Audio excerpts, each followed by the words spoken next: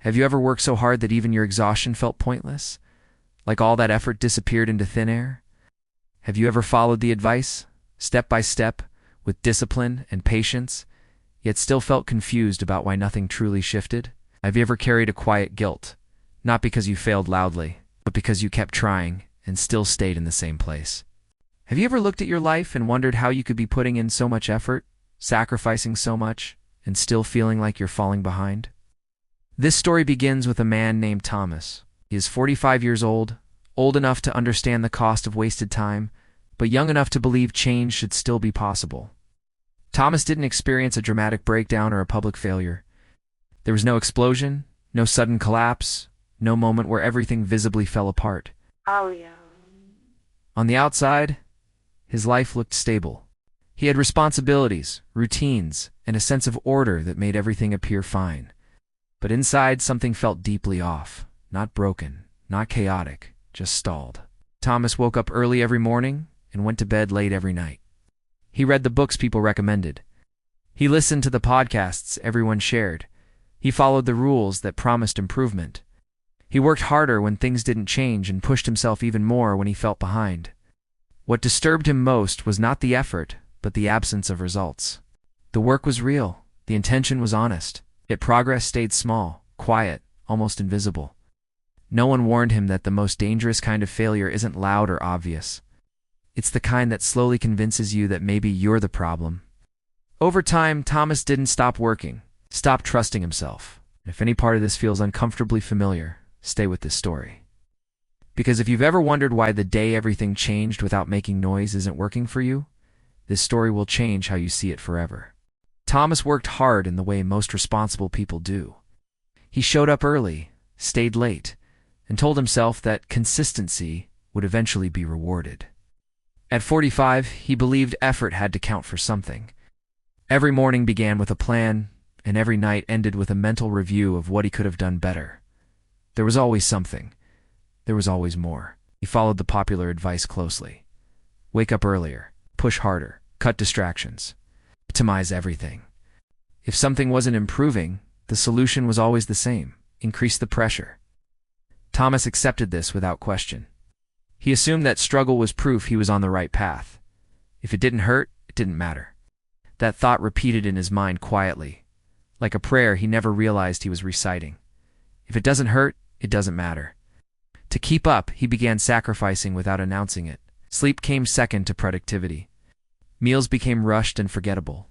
Conversations grew shorter. Relationships softened around the edges, not through conflict, but through neglect. He told himself it was temporary. He told himself this was the price of progress. If it doesn't hurt, it doesn't matter. Mentally, the exhaustion built slowly. There was no single breaking day. It's just a steady, dull pressure that never fully lifted. Thomas felt behind even while working harder than ever. He restarted plans constantly, believing the problem was execution. New systems, new routines, new promises to himself. Each restart came with hope, and each quiet failure came with shame he didn't talk about. What made it worse was how invisible the struggle felt. No one told him to stop. No one questioned his discipline. From the outside, he looked committed, focused, responsible. Inside, he felt like he was running on a treadmill that never changed speed, no matter how hard he pushed. Still, the belief remained. If it doesn't hurt, it doesn't matter. He blamed himself for being tired. He blamed himself for losing motivation. He blamed himself for not being grateful enough. The advice said success required sacrifice, and Thomas had sacrificed plenty. Time, energy, connection. Yet something essential was missing. The more he tried to force progress, the heavier everything felt. At night, when the house was quiet, the doubts surfaced. Not dramatic thoughts, just small, persistent questions. Why does this feel wrong? Am I doing everything I'm told and still standing still? He would silence those questions quickly. Questioning felt like weakness. Rest felt undeserved. Slowing down felt dangerous. If it doesn't hurt, it doesn't matter. And so Thomas kept going, not because it worked, but because stopping felt like failure. The struggle wasn't loud. It was disciplined, orderly, respectable. And slowly, that struggle became his identity, even as it drained the very life he was trying to improve. The breaking point did not arrive with chaos. It arrived quietly, on an ordinary day Thomas thought would pass like all the others. He had promised himself something simple, nothing ambitious, just one small commitment he believed he could finally keep. And yet, by the end of the day, that promise slipped away the same way so many others had before it. There was no emergency, no excuse, just a moment where he noticed what he had done, or rather what he hadn't done. The realization landed softly, but it stayed. Thomas sat still and felt something unfamiliar settle in his chest. Not anger, panic, clarity. Later that evening, someone close to him looked at him differently.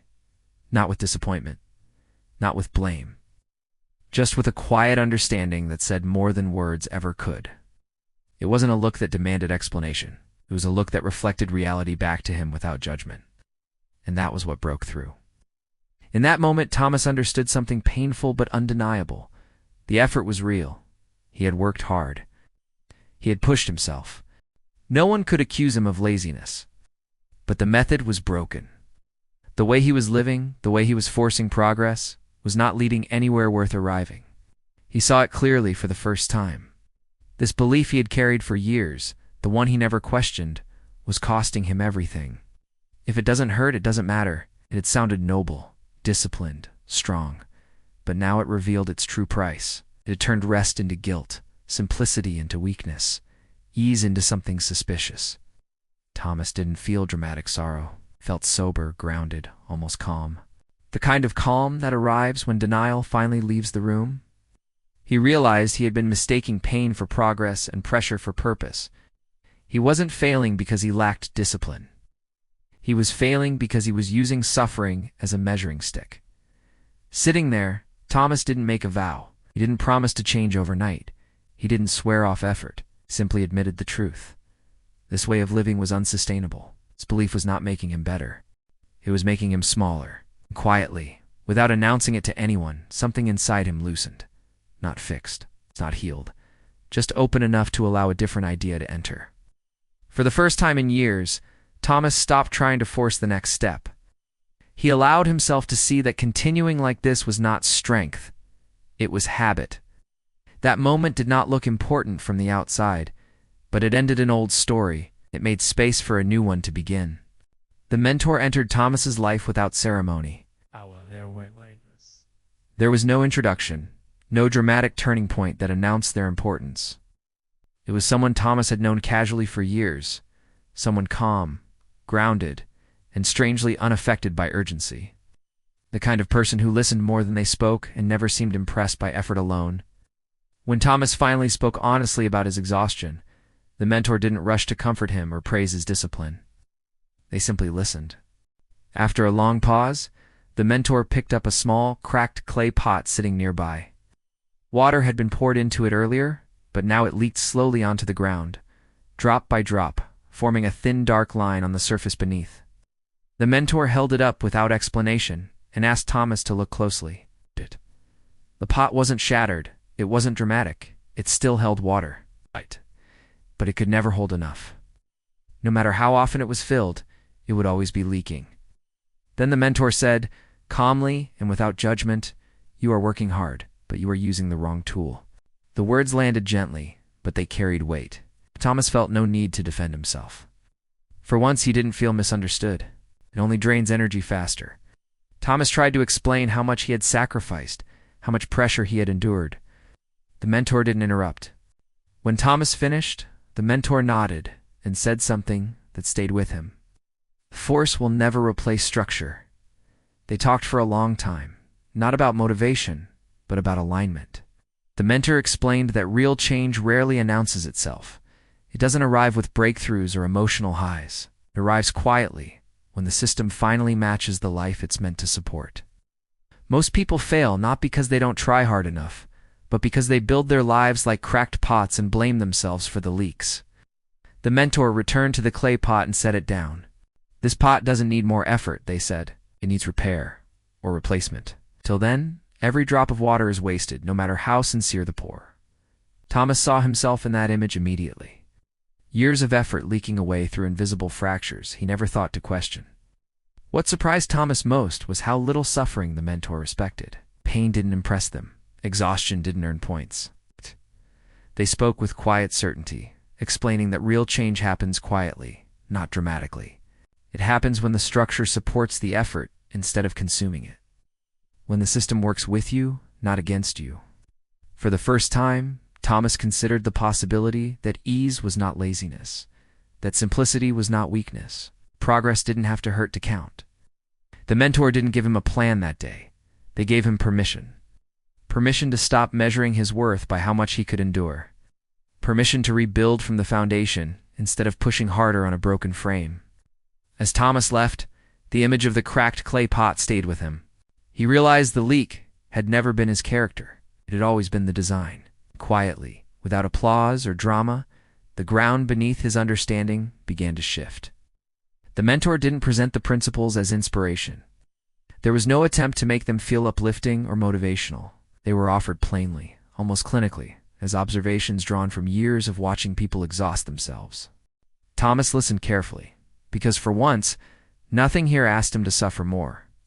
The mentor began with the first principle, speaking slowly, as if each word needed room to settle. Principle 1. Clarity beats intensity. They explained that most people mistake emotional force for direction. They push harder when they should be aiming better. Thomas had been adding pressure to a life that lacked precision. The rule was simple and uncomfortable. If you don't know exactly what matters, effort becomes noise.